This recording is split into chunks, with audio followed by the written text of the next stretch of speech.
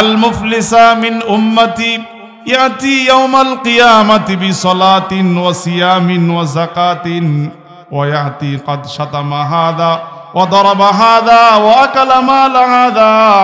আল্লাহর হাবিব সাল্লাল্লাহু আলাইহি ওয়াসাল্লাম বলেন, ও আমার সাহাবারা, আতাদরুনা মাল মুফলিস, আতাদরুনা মাল মুফলিস, তোমরা কি জানো পৃথিবীর সবচাইতে গরিব কে?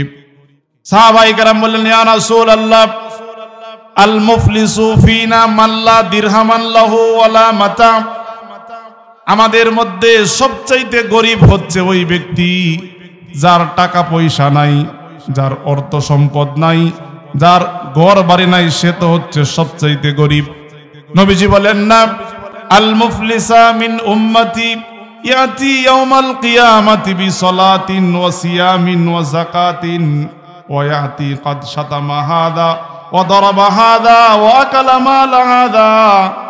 আমার উম্মতের মধ্যে সবচাইতে গরিব, সবচাইতে মিসকিন হচ্ছে ওই ব্যক্তি যে কিয়ামতের ময়দানে বিসলাতিন ওয়া সিয়ামিন ওয়া যাকাতিন, যে আমলনামায় নামাজ, রোজা, হজ, যাকাত সমস্ত নেক কাজ নিয়ে আল্লাহর সামনে উঠবে, সাথে তার কিছু পাওনাদার থাকবে। অর্থাৎ দুনিয়াতে সে কাউরে মারছিল, কারো গীবত করছিল, কারো সম্পদ আত্মসাৎ করেছিল, মানুষকে গালিগালাজ করেছিল, ওই সমস্ত পাওনাদাররা আসবে আর তার আমলনামা থেকে নেক দেওয়া হবে। বলে ওয়াকাত শাতামা হাযা, একজন আসবে তাকে নেক দিবে, চলে যাবে। আরেকজন আসবে যাকে সে মারছিল, তাকে কিছু নেক দেওয়া হবে, সে চলে যাবে। একজনের মাল সম্পদ বক্ষণ করেছিল, সে আসবে, তাকেও কিছু নেক দেওয়া হবে। বলে এইভাবে নেক দিতে দিতে তার নেক শেষ হয়ে যাবে, পাওনাদার শেষ হবে না। আবার কিছু পাওনাদার যখন আসবে, এবার ফেরেশতারা বলবে, আল্লাহ নেক তো নাই। বলে ওই ব্যক্তির গুনাহ ওই ব্যক্তির আমলনামায় নিয়ে আসো। এই আমলনামা আনার কারণ, গুনাহ আমলনামায় আনার কারণে এই ব্যক্তিকে আল্লাহ তাআলা জাহান্নামে দিবেন। নবীজি বলেন, যে ব্যক্তি নামাজ নিয়া, রোজা নিয়া, হজ নিয়া, আমল নিয়া উঠলো, কিন্তু দুনিয়াতে শুধুমাত্র মানুষের গীবত করার কারণে, মানুষের সাথে গালিগালাজ করার কারণে জাহান্নামে যাওয়া লাগছে, সে হচ্ছে সবচাইতে গরিব। গীবত এমন একটা অন্যায় যা জিনার চাইতেও খারাপ, যা সুদের চাইতেও খারাপ, বড় একটা কবিরা গুনাহ। যেই গুনাহটা আমরা অহরহ সবাই করতেছি। এখানে অনেকেই আছেন হয়তো জীবনে 1 টাকা সুদ কান নাই, কাবেনও না। এই জায়গায় অনেকেই আছেন জীবনে জিনা করেন নাই, কাছেও যান নাই, আগামীতেও জিনা করবেন না, কিন্তু মনের অজান্তেই তার চাইতেও বড় পাপ অহরহর আমরা সবাই করতেছি। বরং আমি বলবো গীবতটা আমাদের এলাকায় গীবাতের মতন হয়ে গেছে। বলে ঘি দিয়া তরকারি পাক করলে খাইতে বড় মজা লাগে। বলে গীবতটাও এমন হয়ে গেছে, বলতেও মজা লাগে, শুনতেও মজা লাগে। ঠিক না বে ঠিক? তো এই এত বড় পাপ, যার গুনাহ জিনার চাইতেও বেশি হয়, যার গুনাহ সুদের চাইতেও বেশি হয়, অথচ বলেন সুদ খাওয়া হালাল না হারাম? আওয়াজ হয় নাই, হালাল না হারাম? আমার ভাইয়ের, আল্লাহ তাআলা বলেন, হাল্লাল্লাহুল বাইআ ওয়া হাররামার রিবা। আমি আল্লাহ তাআলা ব্যবসাকে হালাল করেছি আর সুদকে হারাম করে দিয়েছি। আর যে ব্যক্তি হারাম জানার পরেও সুদ খায়, তার সর্বোচ্চ গুনাহ হচ্ছে সে যেন আল্লাহ এবং তার রাসূলের বিরুদ্ধে জিহাদ ঘোষণা করে। ফাইন লাম তাফআলু ফাআযানু বিহারবিন মিনাল্লাহি ওয়া রাসূলিহি, সে যেন আল্লাহ এবং তার রাসূলের বিরুদ্ধে যুদ্ধ করার জন্য প্রস্তুতি নেয়। আর জিনা, ওই সুদের সর্বনিম্ন গুনাহ হচ্ছে নিজের আপন মায়ের সাথে জিনা করা। বলে এত বড় অপরাধ হওয়ার পরেও তার চাইতেও বড় পাপ হচ্ছে গীবত করা। কিন্তু আমরা অহরহ করছি। আলেম বলেন, হুজুর বলেন, ইমাম বলেন, মুসল্লি বলেন, সবাই করতেছে। তো আজকে আমরা গীবতের সম্পর্কে বিস্তারিত সংক্ষিপ্ত সময় জানার চেষ্টা করব। 49 নম্বর সূরা, সূরাতুল হুজুরাতের 12 নম্বর আয়াতকে লক্ষ্য করে আমি কিছু কথা বলার চেষ্টা করব। আল্লাহ তাআলা আমাদের সকলকেই মনোযোগ সহকারে কথাগুলি শোনার তৌফিক দান করুক। সকলেই বলি আমিন। আমার ভাইয়েরা, শুরুতেই আমাদের গীবত সম্পর্কে বিস্তারিত জানা দরকার। গীবত জিনিসটা কি? আমার ভাইয়েরা, হাদিস শরীফে এসেছে নবীজি সাল্লাল্লাহু আলাইহি ওয়াসাল্লাম বলেন, আতাদরুনা মাল গীবাত? ও আমার সাহাবীরা, তোমরা কি জানো গীবত কি? গীবত কাকে বলে? সাহাবায়ে কেরাম বললেন, আল্লাহু ওয়া রাসূলুহু আ'লাম, আল্লাহ এবং তার রাসূল ভালো জানে। আল্লাহর হাবিব বলেন, যিকরুকা আখাকা বিমা ইয়াকরাহু, তুমি তোমার ভাইয়ের সম্পর্কে এমন কথা তার অগোচরে বলো যেই কথাটা তার অপছন্দনীয়, সেটাই হচ্ছে গীবত। এবার সাহাবায়ে কেরাম বললেন, ইয়া রাসূলুল্লাহ, ইন কানা ফি আখি মা আকুল, আমি যেই কথাটা বলি, যেই দুষ্টা আরেকজনের কাছে বলি, সেটা যদি সত্য হয় তাহলে কি গীবত হবে? নবীজি বললেন, ফাকাদ ইক্তাবতা, তুমি এমন কথা বলেছ যেই দুষ্টা আসলেই সে করেছে, আর তুমি আরেকজনের কাছে বর্ণনা করেছ, এটাই হচ্ছে গীবত। ওয়া ইল্লাম ইয়াকুন ফিহি ফাকাদ বাহাত্তা, আর যদি এমন কথা বলো যেই কাজটা তোমার ভাই করে নাই, তাহলে সেটা গীবত হবে না, বরং সেটা গীবতের চাইতেও মারাত্মক অপরাধ, সেটা হবে অপবাদ। তার নাম হচ্ছে বুহতান। কি নাম? বলে গীবতের চাইতেও মারাত্মক হচ্ছে বুহতান। কিন্তু মানুষ অহরহ সেই কাজটা করতেছে। ধরেন একজন লোক কৃপণ, আপনি তার অগোচরে বললেন যে অমুক লোক তো ভালো, সম্পদ অনেক আছে, কিন্তু লোকটা কৃপণ, বলে এটার নাম হচ্ছে গীবত। যিকরুকা আখাকা বিমা ইয়াকরাহু, এমন কথা বললা যেই কথা শুনলে সে কষ্ট পায়। বলেন আপনাকে যদি কেউ কৃপণ বলে, আপনি খুশি হবেন না কষ্ট পাবেন? জোরে কোন। বলে এই যে আপনি তার কথাটা বললেন, আসলেই সে কৃপণ, আপনি সত্য কথাটাই বলছেন, বলে তার অগোচরে বলছেন, তার নাম গীবত। কিন্তু একজন লোক চুরি করে না, একজন লোক কৃপণ না, কিন্তু তার অগোচরে তারে সুর বলছেন বা কৃপণ বলছেন, বলে এটার নাম বুহতান, অপবাদ। বলেন এইরকম অন্যায় আমাদের সমাজে হয় কি হয় না? নির্দোষ মানুষদেরকে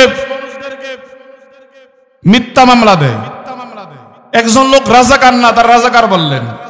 একজন লোক জীবনে কোনো মহিলাকে দর্শন করে নাই, তারে আপনি দর্শন মূলক আসামি সাজাইলেন। একজন লোককে আপনি মিথ্যা অপবাদ দিয়ে জাতির সামনে কারার করতে যাচ্ছেন, মনে রাখবেন এইটা বুহতান, গীবতের চাইতেও বড় অপরাধ। আমার ভাইয়েরা, জগৎ বিখ্যাত আলেম ইমাম আহমদ ইবনে হাম্বল রহিমাহুল্লাহ তার বিশ্ববিখ্যাত কিতাব মুসনাদে আহমদের মধ্যে হাদিসটি উল্লেখ করেছেন। নবীজি সাল্লাল্লাহু আলাইহি ওয়াসাল্লাম বলেন, ইজতানিবু সাবআল মুবিকাত, সাবধান তোমরা 7টা ধ্বংসকারী বিষয় থেকে দূরে থাকবা। যেই 7টা জিনিস মানুষের ঈমান এবং আমলকে ধ্বংস করে দেয়। বলেন তো কয় জিনিস? জোরে কোন কয় জিনিস? নবীজি বলেন, ইজতানিবু সাবআল মুবিকাত, 7টা জিনিস থেকে তোমরা দূরে থাকবা, যেই 7টা জিনিস মানুষের আমলকে নষ্ট করে দেয়। সাহাবায়ে কেরাম বললেন, ইয়া রাসূলুল্লাহ, এগুলি কি? নবীজি বলেন, 1 নাম্বার আল ইশরাকু বিল্লাহ, যারা আল্লাহর সাথে কথা কাজে আমলে শিরিক করে, শিরিক মানুষের আমলকে ধ্বংস করে দেয়, ঈমান নষ্ট করে দেয়। 2 নাম্বার নবীজি বলেন, উকুকুল ওয়ালিদাইন, পিতা মাতাকে কষ্ট দেওয়া। 3 নাম্বার নবীজি বলেন, আসসিহরুন, জাদু করা, এতিমের মাল সম্পদ আত্মসাৎ করা। এবং নবীজি বলেন, যে ব্যক্তি যুদ্ধের ময়দান থেকে পালায়ন করে, যুদ্ধের ময়দান থেকে যারা পালায়ন করে, এটা বড় অপরাধ। এবং সতী সাধবী নারীর উপর যারা মিথ্যা অপবাদ দেয়, এই কাজটা মানুষের ঈমান এবং আমলকে নষ্ট করে দেয়। এবং যারা এতিমের মাল সম্পদ অন্যায়ভাবে দখল করে ভোগ করে, এই কাজটাও মানুষের ঈমান এবং আমলকে নষ্ট করে দেয়। তার মানে আপনাকে গীবত করতে পারবেন না। এবার আসেন, গীবত মানুষ কেমনে করে? গীবত মানুষ কিভাবে করে? আমার ভাইয়ারা, মানুষ গীবত করে 4 জিনিস দিয়া। বলেন কয় জিনিস দিয়া? যেহেতু বিষয়ভিত্তিক আলোচনা, এখানে কিচ্ছা কাহিনী হবে না, আপনাকে খুব মনোযোগ দিয়ে শোনা লাগবে এবং মুখস্থ করা লাগবে। বলেন গীবত হয় কয় জিনিস দিয়া? 1 নাম্বার আল গীবাতু বিল লিসান, জিহ্বার মাধ্যমে মানুষ গীবত করে। 2 নাম্বার আল গীবাতু বিল কলব, মানুষ অন্তরে গীবত করে। 3 আল গীবাতু বিল ইশারা, মানুষ ইশারায় গীবত করে। 4 আল গীবাতু বিল কাতাবা, মানুষ লিখনির মাধ্যমে গীবত করে। কয় জিনিস হলো আমার ভাই? 1 নাম্বার আল গীবাতু বিল লিসান, বলে জিহ্বা দ্বারা আপনি যে কথা বলেন, এই কথা এমন কথা মানুষ মাঝে মধ্যে বলে। আমার ভাইয়ারা, মুসলিম শরীফের হাদিস, নবীজি বলেন ইমানদার মুসলমান মাঝে মধ্যে এমন কথা বলে যেই কথার প্রতি আল্লাহ তাআলা সন্তুষ্ট হয়ে তারে জান্নাত দেয়। আবার মাঝে মধ্যে এমন কথা মানুষ বলে যেই কথার গুরুত্ব সে বোঝে না, কিন্তু এই একটা কথা বলার কারণে আল্লাহ তাআলা তাকে জাহান্নামে নিক্ষেপ করবেন। এজন্য আপনি কথা বলার সময় সাবধান থাকা লাগবে। আমার ভাইয়ারা, মুস্তাদরাকে হাকিমের মধ্যে এসেছে, সুইলান নবী সাল্লাল্লাহু আলাইহি ওয়াসাল্লাম আইয়ুল মুসলিমিনা আফদল। নবীজি সাল্লাল্লাহু আলাইহি ওয়াসাল্লামকে প্রশ্ন করা হলো, ইয়া রাসূলুল্লাহ, সবচাইতে নেককার, সবচাইতে ভালো মুসলমান কে? বলে যার হাত এবং জবান থেকে, মান সালিমাল মুসলিমুনা মিন লিসানিহি ওয়া ইয়াদিহি, বলে যার হাত এবং জবান থেকে অপর মুসলমান নিরাপদ, সে হচ্ছে সবচাইতে পরিপূর্ণ ঈমানদার। এজন্য কথা বলার সময় আপনাকে কথার ওজন ভেবে বলা লাগবে। কিন্তু আমরা সারাদিন কাজ নাই কাম নাই, খালি কথা বলেই যাই, হয় গীবত করি না হয় গীবত শুনি। ঠিক না? ঠিক। নামাজি লোক নামাজ পড়ে, রোজা রাখে, কিন্তু নামাজ পড়ে চাষতলে বসে থাকে, হয় গীবত করে না হয় গীবত শুনে। হাদিসে আসছে, নবীজি বলেন গীবত করা আর গীবত শোনা সমান অপরাধ। আমার ভাইয়ারা, বলতেছিলাম গীবত করে মানুষ 4 জিনিস দিয়া। 1 নাম্বার আল গীবাতু বিল লিসান, জিহবার। এজন্য নবীজি হাদিসের মধ্যে বলেন, মাইয়াদমাল্লি মা বাইনা লিহিয়াইহি ওয়া মা বাইনা রিজলাইহি আদমান লাহুল জান্নাহ। আমার যে উম্মত এই 2 টুটের মধ্যবর্তী জিহবা এবং 2 উরুর মধ্যবর্তী স্থান, লজ্জাস্থানের গ্যারান্টি জিম্মাদার আমাকে দিবে, আমি রাসূল তাকে জান্নাতের জিম্মাদারি দিয়া দিব। আল্লাহু আকবার। বলে যে ব্যক্তি জিহ্বা এবং লজ্জাস্থানের গ্যারান্টি দিবে, আমি রাসূল তাকে জান্নাতের গ্যারান্টি দিব। 2 নাম্বার আল গীবাতু বিল কলব, মানুষ গীবত করে অন্তর দিয়া। ইমাম গাযালি রাহমাতুল্লাহি আলাইহি বলেন, আল গীবাতু বিল কলবি হিয়া তাজুন্না বিহি সু, বলে একজন ইমানদারের প্রতি খারাপ ধারণা করাই হচ্ছে অন্তরের গীবত। বলি নাউযুবিল্লাহ। এরকম লোক মনে আমাদের সমাজে নাই। একজন ভাইয়ের সম্পর্কে মুখে বলি না, কিন্তু মনে মনে খারাপ ধারণা করি, মনে মনে তারে নিয়ে আমরা কুচিন্তা করি, বলে এটাই হচ্ছে তোমার অন্তরের গীবত। 3 নাম্বার আল গীবাতু বিল ইশারা, বলে মুখেও বলে না, অন্তরেও খারাপ ধারণা করে না, কিন্তু এমন এমন ইশারা মাঝে মধ্যে আমরা দেই যে ইশারার মাধ্যমেও গীবত হয়ে যায়। আর নবীজি বলেন, যে ব্যক্তি গীবত করবে তার আমল নামায় জিনার চাইতেও বেশি, সুদের চাইতেও বেশি গুনাহ তার আমল নামায় লেখা হয়ে যায়। তাহলে 3 নাম্বার গীবত হয় কি দিয়া? আল গীবাতু বিল ইশারা, ইশারায় গীবত। দলিল নেন, সহিহ ইবনে হিব্বানের মধ্যে হাদিস এসেছে, এবং জগৎ বিখ্যাত আলেম আল্লামা নুরউদ্দিন হাইসামি রাহিমাহুল্লাহ তার বিশ্ববিখ্যাত কিতাব আল মাজমাউজ জাওয়াইদ ও মানবাউল ফাওয়াইদের মধ্যে হাদিসটি উল্লেখ করেছেন। এবং বিশ্ববিখ্যাত আলেম আল্লামা নাসিরউদ্দিন আলবানী রাহিমাহুল্লাহ হাদিসটিকে সহিহ বলেছেন। আল্লাহর হাবিব সাল্লাল্লাহু আলাইহি ওয়াসাল্লাম একদিন ঘরের মধ্যে বসা, আন আয়েশা রাদিয়াল্লাহু তাআলা আনহা قالت قلت للنبي صلى الله عليه وسلم حسبك من صفية كذا وكذا। একদিন আয়েশা রাদিয়াল্লাহু তাআলা আনহা বললেন, নবীজি আমার পাশে বসা, আমি নবীজিকে বললাম, ইয়া রাসূলুল্লাহ, আপনার বিবি হাফসার ব্যাপারে পরিচয় দেওয়ার জন্য এইটুকুই যথেষ্ট যে তিনি একজন কাটো মহিলা। কি মহিলা? কাটো মহিলা। উচ্চতার দিক থেকে আয়েশা রাদিয়াল্লাহু তাআলা আনহা অনেক লম্বা ছিলেন, আর হাফসা রাদিয়াল্লাহু তাআলা আনহা একটু কাটো ছিলেন।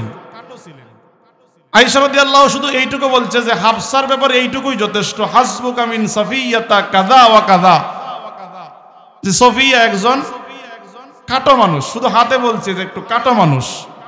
আল্লাহর হাবিব বলেন, ও ফাতেমা, ও আয়েশা শোনো, লাকাদ কুলতি কালিমাতান লাউ মুজিজাত বিমাইল বাহার, তুমি এমন একটা কথা বলেছ, লাকাদ কুলতি কালিমাতান, তুমি মারাত্মক এমন একটা কথা বলেছ, যদি এই কথাকে সমুদ্রে নিক্ষেপ করা যেত গোটা সমুদ্রের পানির কালার পরিবর্তন হয়ে যেত।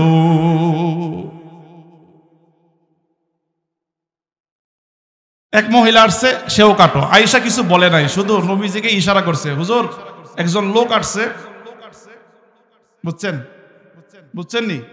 আয়েশা খালি বলছে, এই হাতে ইশারা দিছে যে লোকটা কাটো। রাসূল সঙ্গে সঙ্গে বলে, আয়েশা তুমি গীবত করেছো।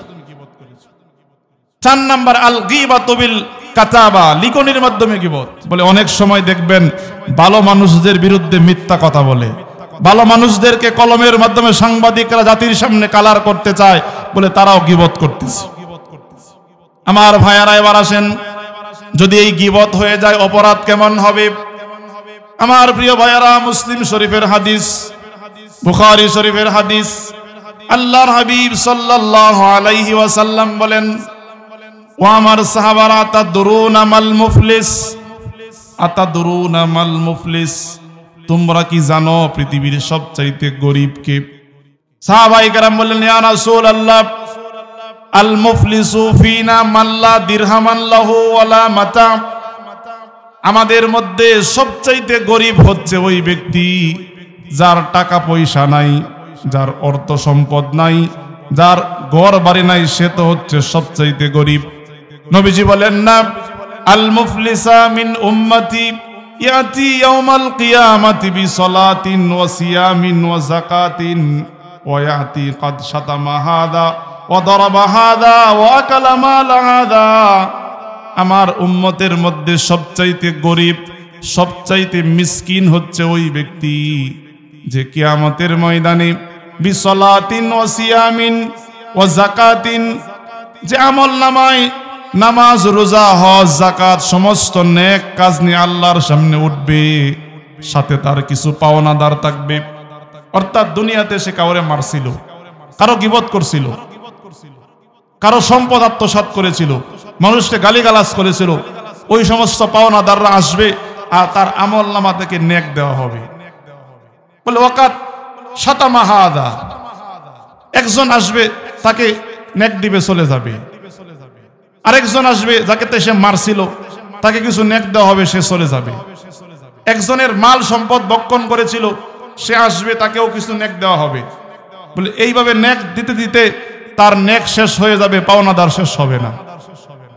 আবার কিছু পাওনাদার যখন আসবে, এবার ফেরেশতারা বলবে, আল্লাহ নেক তো নাই। বলে ওই ব্যক্তির গুনাহ ওই ব্যক্তির আমলনামায় নিয়ে আসো। এই আমলনামা আনার কারণ, গুনাহ আমলনামায় আনার কারণে এই ব্যক্তিকে আল্লাহ তাআলা জাহান্নামে দিবেন। নবীজি বলেন, যে ব্যক্তি নামাজ নিয়া, রোজা নিয়া, হজ নিয়া, আমল নিয়া উঠলো, কিন্তু দুনিয়াতে শুধুমাত্র মানুষের গীবত করার কারণে, মানুষের সাথে গালিগালাজ করার কারণে জাহান্নামে যাওয়া লাগছে, সে হচ্ছে সবচাইতে গরিব। আমার ভাইয়ারা, এই জন্য আল্লাহ তাআলা সূরাতুল হুজুরাতের মধ্যে বলেন, হে ঈমানদাররা সাবধান, তোমরা গীবত করিও না। কারণ যে ব্যক্তি গীবত করে সে যেন তার আপন মৃত ভাইয়ের গোশত খায়।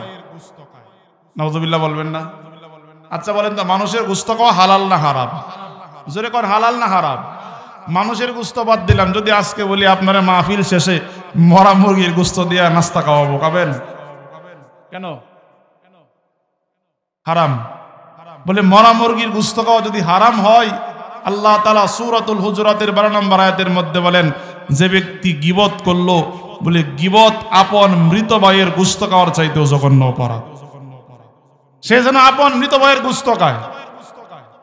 আমার প্রিয় ভাইয়ারা, আল্লাহর হাবিব সাল্লাল্লাহু আলাইহি ওয়াসাল্লাম যখন মিরাজ, আল্লাহ তাআলা জান্নাত জাহান্নাম প্রদক্ষিণ করিয়েছেন, নবীজি বলেন, আমি যখন একটা কওমের পাশ দিয়ে যাচ্ছিলাম, দেখতেছি তাদের হাতের নখগুলো তামার তৈরি এবং নিজেরা নিজেদের চেহারার মধ্যে নখ দিয়া আছড়াচ্ছে আর গোশতগুলি কষে কষে জমিনের মধ্যে পড়তেছে।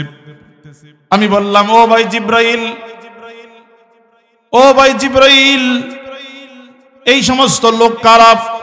জিব্রাইল বললেন, ইয়া রাসূলুল্লাহ, ইয়া হাবিবাল্লাহ, তারা হচ্ছে ওই সমস্ত মানুষ যারা দুনিয়াত থাকতে মানুষের গীবত করত, মানুষের পিছনে মানুষের বদনাম বলে বেড়াতো। এজন্য আল্লাহ তাআলা তাদের হাতের নখগুলিকে তামার করে দিয়েছে, আর তারা নিজেদের গালের গোশতগুলি কামছিয়ে কামছিয়ে জমিনে নিক্ষেপ করতেছে। বলে এই কাজটা করা যাবে না? করা যাবে? ধরে বলেন করা যাবে। কিন্তু আমরা করি কি করি না? বলে মুসল্লি নামাজি হাজি সাহেব নামাজ পড়া শাস্ত্রলে বসে বৈশা বলে, বললেও গীবত হয়, না বললেও পারি না। গীবত শুরু করে কিভাবে? বলে টুপিটা কোলে আর বলতে শুরু করে যে বললে তো গীবত হয়ে যায়, না বললেও পারি না। অমুক লোকটা ভালো হলে কি তার মেয়েগুলি ভালো না, এই যে শুরু হয়ে গেছে। বলে আপনার কাজ হচ্ছে গীবত বলবেন না, যেই মজলিসে গীবত বলা হবে হয় বন্ধ করবেন, না হয় চলে যাবেন। কারণ গীবত করলেও যেই গুনাহ, শুনলেও এই গুনাহ। বলে গুনাহ কি হয়? বলে যে ব্যক্তি গীবত করে, গীবত শুনে, সে যেন আপন মৃত ভাইয়ের গোশত খায়। একটা উদাহরণ দিই তাহলেই বুঝবেন। এই আয়াতের তাফসীর বলতে গিয়া আমাদের উস্তাদ আল্লামা নাসিরউদ্দিন হাফিজাহুল্লাহ একটা উদাহরণ দিয়েছেন। আপন ভাইয়ের গোশত খাওয়া যে অপরাধ, বুঝেন? রাসূলের দুইজন সাহাবী ছিলেন সবচাইতে প্রিয়, একজন আবু বকর আর একজন হচ্ছে ওমর। বলে এই দুইজনের শান কেমন?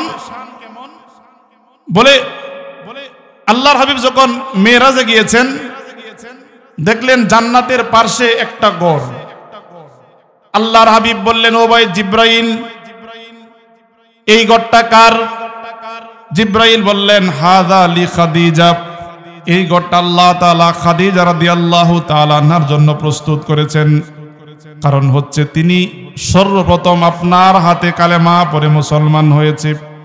আপনি যখন নবুয়ত প্রাপ্ত হয়েছেন, দুনিয়ার কেউ আপনার প্রতি ঈমান আনে নাই। সর্বপ্রথম যিনি আপনাকে বিশ্বাস করেছে তিনি হচ্ছে হযরতে খাদিজা। এজন্য আল্লাহ তাআলা জান্নাতের প্রথম গড়টা তাকে দান করে দিবেন। রাসূল আরেকটু সামনে গেলেন, দেখেন দ্বিতীয় আরেকটা গড়। বলে মান হাদা, এইটা কার? বলে হাদা লি উমর, এটা আপনার সাহাবী হযরত উমরের গড়। বলি সুবহানাল্লাহ। রাসূল বললেন, কি ব্যাপার? সিরিয়ালের দিক থেকে দ্বিতীয় তো আবু বকর, আর উমরের সিরিয়াল হচ্ছে 40 নাম্বার। কত নাম্বার? 40 নাম্বার। কিন্তু উমর দ্বিতীয় আসলো কেমনে? বলে হুজুর, আপনার সাহাবী আবু বকরের সম্মান তো আরো বেশি। বলে যে নামাজ পড়ে তার জন্য একটা জান্নাতের দরজা আছে, যে ব্যক্তি রোজা রাখে তার জন্য আরেকটা দরজা আছে, যে ব্যক্তি শহীদ হয় তার জন্য আরেকটা দরজা আছে। কিন্তু আপনার সাহাবী আবু বকর, যার জন্য জান্নাতের 8 দরজা খোলা। বলে উমরের গড় 2 নাম্বার। তার কারণ হচ্ছে আপনি গোপনে 3 বছর দাওয়াত দিয়েছেন। সর্বপ্রথম হযরত উমর যখন কালেমা পড়ে মুসলমান হয়েছে, উমর রাদিয়াল্লাহু তাআলা আনহু প্রকাশ্যে আযান দিয়েছেন, প্রকাশ্যে দ্বীনের দাওয়াত দিয়েছেন এবং প্রকাশ্যে নামাজ পড়েছেন। তাহলে সিরিয়ালের দিক থেকে সর্বপ্রথম ঈমান আনছে খাদিজা, আর ইসলামকে রাস্তায় আনছে হযরতে উমর রাদিয়াল্লাহু তাআলা আনহু।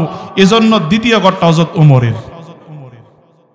আবার দেখেন সম্পর্কের দিক থেকেও রাসূলের শ্বশুর আবু বকর, রাসূলের শ্বশুর হযরতে উমর রাদিয়াল্লাহু তাআলা আনহু।